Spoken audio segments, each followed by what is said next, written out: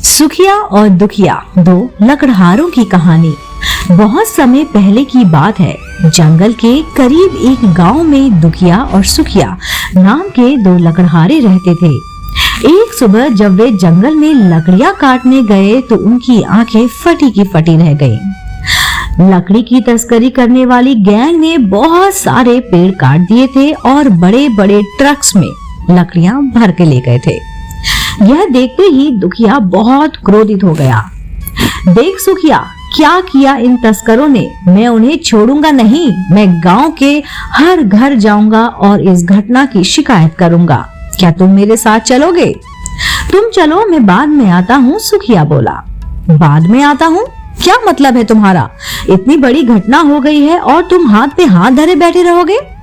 चल के सबको इसके बारे में बताओ। दुखिया हैरान होते हुए बोला, जो मन करे वो करो, मैं तो चला। और फौरन दुखिया गांव के प्रधान के पास जाकर बोला, आप यकीन करेंगे उन दुष्टों ने रातों रात सैकड़ों पेट काट डाले। मैं कुछ नहीं जानता, उन्हें सजा मिलनी ही चाहिए। किसी भी तरह से उनका पता लगाइए और उन्हें पुलिस के हवाले करिए। और इसके बाद दुखिया घर घर जाकर यही बात करने लगा और साथ में सुखिया भी शिकायत करने लगा कि इतना कुछ हो जाने पर भी उसे कोई फर्क नहीं पड़ता और वो इसके लिए कुछ भी नहीं कर रहा है। गांव वाले भी क्या करते, उनकी बात सुनते और ढांढस बांधा कर अपने अपने काम में लग जाते। यह सब करते करते शाम हो गई और दुखिया अपने घर लौट आया। अगली सुबह वह फिर से सुखिया के पास गया और कहा, आज मैं इस घटना की शिकायत करने कोतवाली जा रहा हूँ, क्या तुम चलोगे? मैं चलना तो चाहता हूँ, पर क्या हम दोपहर को नहीं चल सकते? सुखिया बोला। समझ गया, तुम टाल मटोल कर रहे हो, मैं अकेले ही चला जाता हूँ।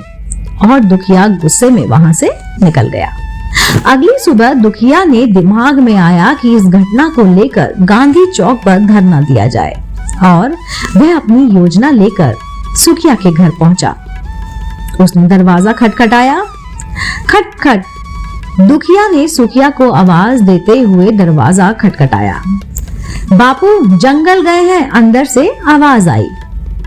दुखिया मन ही मन सोचने लगा कि ये सुखिया भी कितना पागल है। अब जब हमारे मतलब के पेड़ ही नहीं रहे तो वो जंगल में क्या करने गया है। वह फौरन सुखिया को बुलाने के लिए जंगल की ओर बढ़ गया। वहां पहुंचकर उसने देखा कि सुखिया उस जगह को साफ करके उसमें नए पेड़ लगा रहा है। दुखिया बोला कि क्या कर रहे हो? अभी बहुत से लोगों को इस घटना के बारे में पता नहीं चला है और तुम नए पेड़ लगाने में समय बर्बाद कर रहे हो। क्यों कर रहे हो ऐसा? क्योंकि बस शिकायत करने से पेड़ वापस नहीं आ जाएंगे, सुखिया बोला। दोस्तों, कुछ बुरा होने के बाद जो काम सबसे आसान होता है वह है शिकायत करना, और शायद इसलिए हर कोई इस आसान काम को करने में ही लगा रहता है।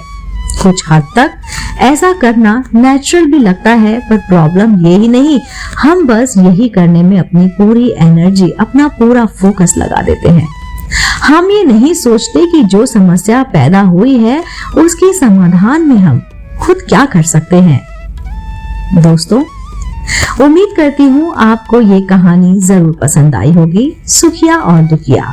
अगर आपको ये कहानी पसंद आई है तो मुझे कमेंट करके जरूर बताइएगा। मैं आपके कमेंट्स का इंतजार करूंगी।